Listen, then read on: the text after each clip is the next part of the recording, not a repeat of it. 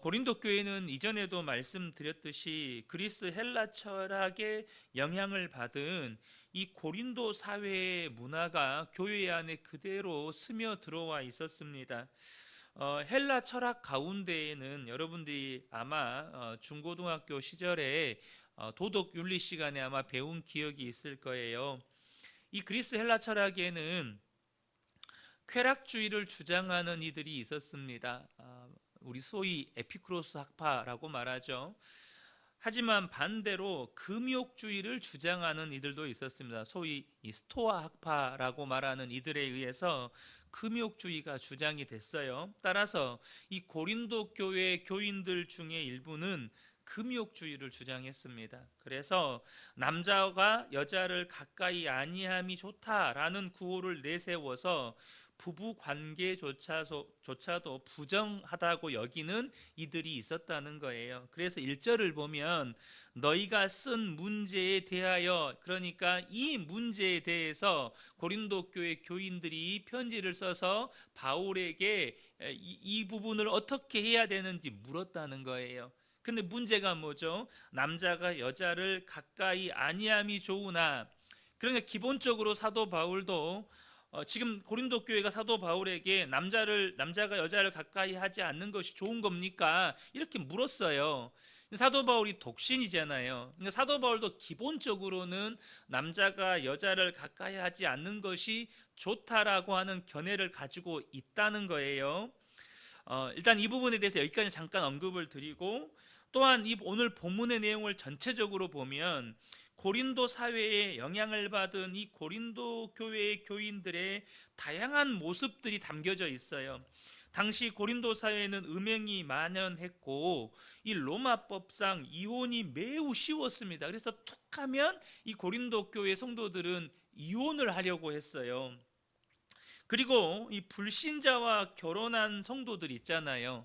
그러니까 불신 상태에서 결혼했는데 뭐 남자든 여자든 예수님을 믿게 되어서 한쪽만 지금 예수를 믿게 된 상태거나, 어찌됐든 예수를 믿었지만 뭐 부모가 믿지 않은 상태여서 믿지 않는 남자나 믿지 않는 여자와 결혼을 시켜서 뭐 또 결혼을 하게 되는 경우, 다양한 경우들이 있겠잖아요.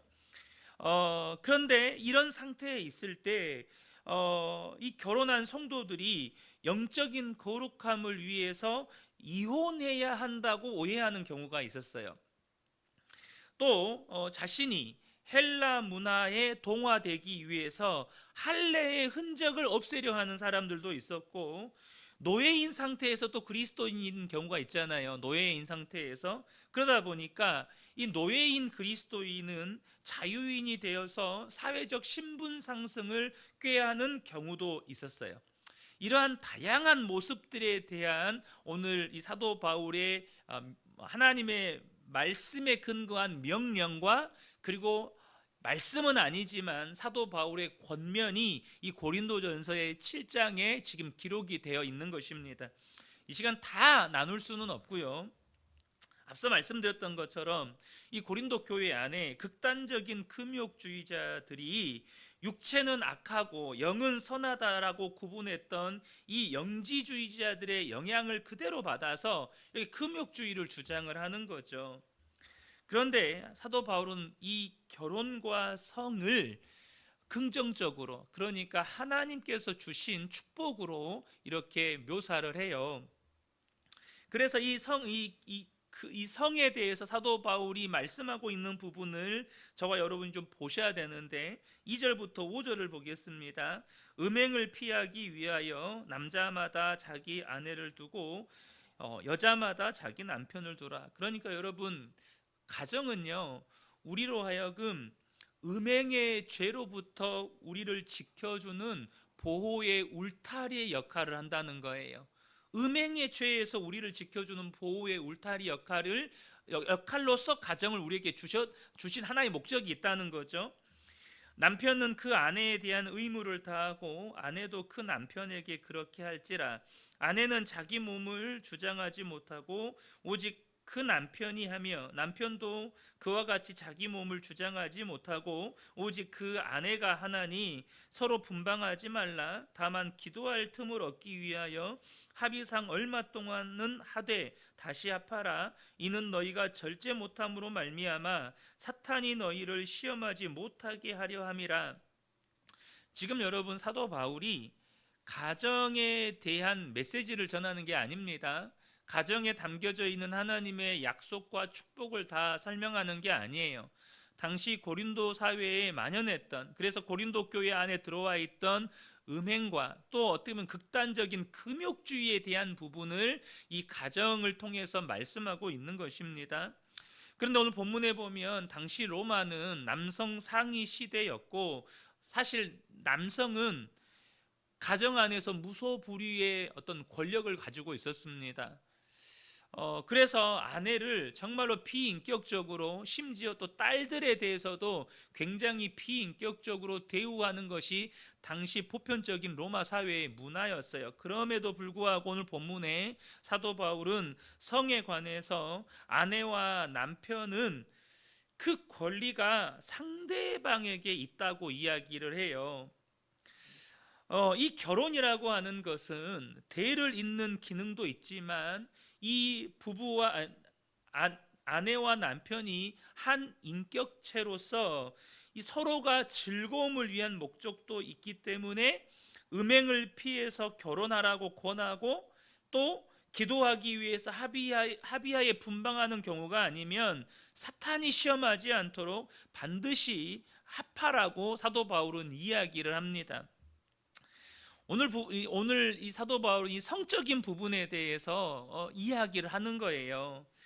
성도들 중에는요, 부부간의 성적 결합을 부정하게 생각하는 경우가 있어요. 특별히 우리가 유교 문화 속에서 또 그런 경향성들이 있죠. 그러나 여러분, 사도 바울도 그렇고 성경이 이야기하는 것은 뭐냐면, 부부간의 성적인 결합은 거룩하고 아름다운 것이라는 거예요. 창세기 2장에 보면 하나님께서 아담과 하와를 창조하시고 결혼시키는 장면이 나오잖아요. 근데 그때 하나님께서 뭐라고 말씀하시는지 저와 여러분이 주목해야 될 부분이 있습니다. 창세기 2장 24절에 이러므로 남자가 부모를 떠나 그의 아내와 합하여 둘이 한 몸을 이룰지로다 라고 말씀합니다. 여러분, 이것은 상징적인 메시지가 아닙니다. 한 몸을 이루라는 이 말씀은 어떤 이 한 몸이라는 단어가 가지고 있는 어떤 상징적인 의미로서의 한 몸이 아니에요. 말 그대로 문자적으로 한 몸입니다. 그러니까 아담과 하와를 창조하시고 하나님께서 이 둘을 결혼시키실 때 아담에게 아내와 합하여 한 몸을 이루라고 하셨지 한 마음을 이루라고 하시지 않았어요. 한 몸이에요. 여러분, 그거 아시나요? 몸이 하나가 안 됐는데 부부간에 한 마음이 될 수 있을까요? 부부간의 관계는 참 신비로워서 이 성적인 결합은요, 하나님께서 오직 부부 관계에서만 허락해 주신 거예요. 이건 하나님의 영적인 질서입니다. 이 성적인 이 결합은 오직 부부 관계에서만 허용된 거예요. 이 부부 관계 안에서 이루어질 때 그것은 거룩하고 아름다운 것이에요. 그리고 부부간의 육체가 하나 되어야 한 마음이 될 수가 있는 거예요. 그럼 반대로 여러분, 부부간의 육체적인 한 몸이 되지 않는 것은 여러분 거룩하지 않은 거예요.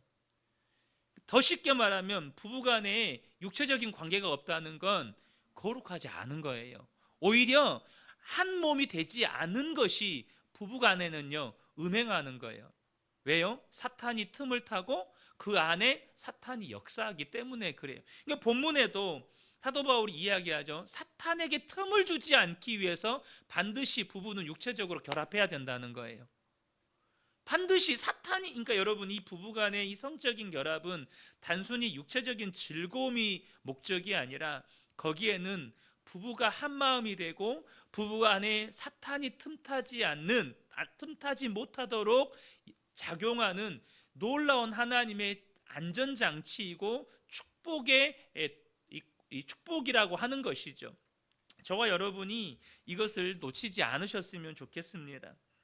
그래서 본문 3절에 부부간에 한 몸이 되기 위해서 힘쓰라는 표현을 3절에 이렇게 표현하죠. 남편은 아내에게 의무를 다하고 아내는 남편에게 의무를 다하래요. 그러니까 남편은 아내의 성적인 욕구를 충족시켜 주어야 할 의무가 있고, 아내 또한 남편의 성적인 욕구를 충족시켜 주어야 하는 의무가 있다는 거예요. 그래서 아내는 자기 몸을 주장하지 못하고 남편도 자기 몸을 주장하지 못한대요. 그러니까 상대방의 요구를 남편도 아내도 들어줄 수 있는 그런 상호 간의 인격적인 관계가 되어야 한다는 뜻입니다. 본문에 사도 바울은 성적인 유혹을 이길 수 있다면 바울처럼 독신으로 사는 것도 좋대요.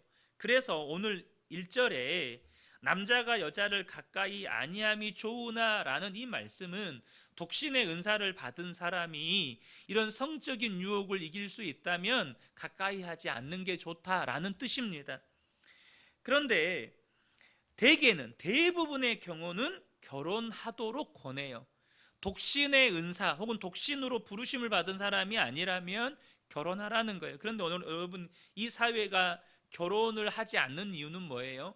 많은 젊은이들이 독신을 하잖아요. 많은 젊은이들이 교회 안에도 그래요. 이유가 뭘까요? 독신의 은사를 받아서가 아니에요. 세상의 가치관이 스며들어왔기 때문이에요. 여러분, 이거는 분명해요. 지금 한국 교회 안에도 정말로 40대 청년, 50대 청년도 있잖아요. 여러 가지 이유가 있겠죠. 그런데 한국 교회 안에 이런 독신이 지금 결혼하지 못하는 젊은이들이 많아지는 이유는 상당수가 이 세상의 가치관이 스며들어와서 결혼을 기피하는 현상들이 일어나고 있기 때문입니다. 근데 안 믿는 상태에서 결혼했다가 부부 중에 한 사람이 회심을 했더라도 남편이나 아내를 버리지 말고 결혼 생활을 유지하라고 사도 바울은 권합니다. 결혼은 분명히 전도의 수단은 아닙니다. 그러나 불신 배우자가 믿는 배우자의 어떤 모범적인 삶을 통해서 하나님을 만나게 되고 예수님을 구주로 영접하는 계기가 될 수 있기 때문에 결혼을 유지하라고 권하죠. 그러나 이것은 절대적인 하나님의 말씀이 아니기 때문에 신앙적으로 끝내 하나가 되지 못하는 경우나 남편이 믿지 아니함으로 인하여서 그 가정 가운데, 혹은 아내가 믿지 아니함으로 인하여서 그 가정 때문에 믿는 배우자가 도무지 감당할 수 없는 그런 상태에 이르렀을 때는 이혼할 수 있는 여지도 이렇게 주는 거예요. 이것은요, 이혼을 허락한다는 의미이기보다도 정말로 약자를 보호하기를 바라는 성경의 정신을 그렇게 이야기하는 겁니다. 네가 감당할 수 없으면 이혼해, 이런 뜻이 아니에요. 오히려 이 믿는 성도가 그로 인해서 너무나도 고통을 당하는 그 상황을 사도 바울이 이 약자를 보호하려는 의도를, 이 성경의 정신을 이 결혼 관계에 적용시키는 것입니다. 그런데 오늘 본문 말미에 가서 사도 바울이 중요한 말씀을 해요. 이것은 권면이나 어떤 권면이 아니라 하나님의 말씀을 하는 것입니다. 그것은 뭐냐면 각자의 부르심에 관한 이야기예요. 17절부터 보겠습니다. 오직 주께서 각 사람에게 나눠주신 대로 하나님이 각 사람을 부르신 그대로 행하라. 내가 모든 교회에서 이같이 명하노라. 할례자로서 부르심을 받은 자가 있느냐? 무할례자가 되지 말며 무할례자로서 부르심을 받은 자가 있느냐? 할례를 받지 말라. 할례를 받는 것도 아무것도 아니요 할례 받지 아니하는 것도 아무것도 아니로되 오직 하나님의 계명을 지킬 따름이니라. 각 사람은 부르심을 받은 그 부르심 그대로 지내라 라고 말씀합니다. 아까도 고린도 교회 안에 노예인 상태에서 예수를 믿은 사람도 있고 할례자인 상태에서 예수를 믿는데 지금 고린도 사회의 이방 문화 속에서 사는 성도들이 있고, 혹은 반대로 이방인인데 예수를 믿어서 할례 받은 사람들이 많은 이 공동체, 유대인 그리스도인이 많은 교회에 들어와서 신앙생활을 하는 일도 있지 않겠어요? 그러니까 할례자이면서 이방인 사회 속에 사는 그리스도인은 무할례자처럼 되고 싶고, 반대로 이방인인데 할례 받은 그리스도인이 많은 공동체 속에 살고 있는 이방인은 나도 할례를 받고 싶은 거죠. 그런데 하나님이, 이 사도 바울이 뭐라는 거예요? 각 사람을 부르신 그대로 행하라는 거예요. 사랑하는 성도 여러분, 하나님은 모든 교회의 각 사람을 하나님의 나라의 역사에 부르셨고 이를 수행하는 데 필요한 은사를 주셨습니다. 그러니 우리는 하나님이 부르신 자리와 주신 은사를 다른 사람과 비교해서 자랑해서도 안 되고, 혹은 자신의 가지고 있는 것을, 혹은 은사나 부르심을 비하하거나 위축되어서도 안 된다는 거예요. 그리스도 안에 있으면 할례 받은 유대인이든 무할례자인 이방인이든 혹은 귀족이든 종이든 다 그리스도의 종이라는 것입니다.